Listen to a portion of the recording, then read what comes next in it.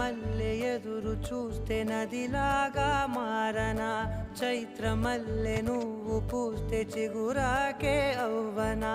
నన్నే వరించే యువరాజును అంట నీ యువరా